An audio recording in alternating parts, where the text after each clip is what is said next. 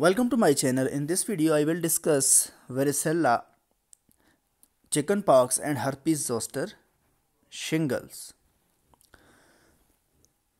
Chickenpox or varicella is discussed first. It is actually a dermotropic and neurotropic virus that produces primary infection usually in the childhood and then it reactivates later in life, that is known as shingles. It is highly infectious to non-immune individuals and in children it is self-tolerated, but manifestations are more severe in adults and pregnant women as well as in the immunocompromised. So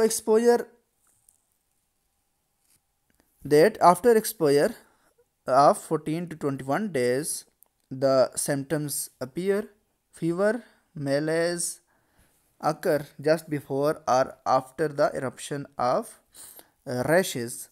Lesions may be found in all stages of the development and healing in affected sites, and rash is pruritic, centripetal, and it is papular, changing to vesicular type, that is dewdrops on a rose petal, pustular, and finally crusting. So it is the nature of the rash. In adults and adolescents, chickenpox may be preceded by a prodrome of nausea, myalgia, anorexia, and headache. Secondary bacterial infection can occur because of itching on the rash, and due to itching, damage to the skin can occur, due to which bacterial superinfection may predispose to after scarring. Disseminated primary varicella infection is mostly seen in immunocompromised or adult populations and may have high morbidity. So in case of immunocompromised and in case of adult populations and in case of pregnant women, it can lead to disseminated primary varicella infection, and it presents as pneumonitis, hepatitis, or it presents as encephalitis. Pneumonitis can be fatal and is more likely to occur in the smokers. Examination. The characteristic chickenpox vesicle surrounded by an erythematous halo is described as a dewdrop on a rose petal, and it is means actually the main clinical feature of varicella infection, and it is sufficient for diagnosis. Chickenpox is clinically characterized by the presence of active and healing lesions in all stages of development within affected locations. Complications. Secondary bacterial infection occur due to superinfection, due to scratching, intestine itching, pneumonia, that is pneumonitis. In 90% of cases of varicella pneumonia occur in the adult populations, and in case of immunocompromised, rarer complications of disseminated chickenpox include myocarditis, hepatitis, and glomerulonephritis. CNS complications can also occur. Herpes zoster.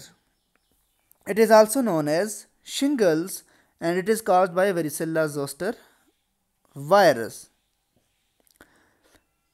After initial infection, varicella zoster virus remains dormant in cranial nerves, sensory ganglia, and spinal dorsal root ganglia, and then after latency, when the person becomes immunocompromised later in life, then it can reactivate. Secondary bacterial infections and post-herpetic neuralgia are common complications of herpes zoster or shingles. Before diagnosis and treatment, you should know that the region that is mostly affected in case of herpes zoster or shingles is thoracic region, but ophthalmic division of trigeminal nerve can occur. Ophthalmic division of trigeminal nerve can be affected, and it can lead to presence of vesicles on cornea, and therefore corneal ulceration can occur, and it is an urgent ophthalmology condition. Furthermore, geniculate ganglion can also be involved, and there is ipsilateral loss of taste and buccal ulceration plus a rash in the external auditory canal. Bowel and bladder dysfunction can occur with sacral nerve root involvement.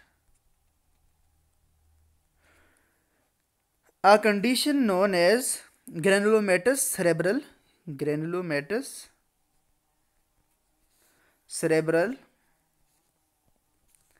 angiitis. It is the complication of herpes zoster or shingles, and it is a cerebrovascular complication that leads to a stroke-like syndrome in association with shingles, especially in an ophthalmic distribution. Post-herpetic neuralgia causes troublesome persistence of pain for 1 to 6 months or longer following healing of the rash. It is more common with advanced age. Diagnosis and treatment. The diagnosis is clinical. As I have told you, treatment for chickenpox is usually supportive, especially in children. In adults, antivirals like acyclovir can be given if presented in 72 hours of rashes. For shingles, antivirals, analgesics, steroids, and neuroactive agents like TCAs, anticonvulsants are given. Gabapentin, etc. are also used to treat the neuralgia. This is all about chickenpox and shingles. Thank you.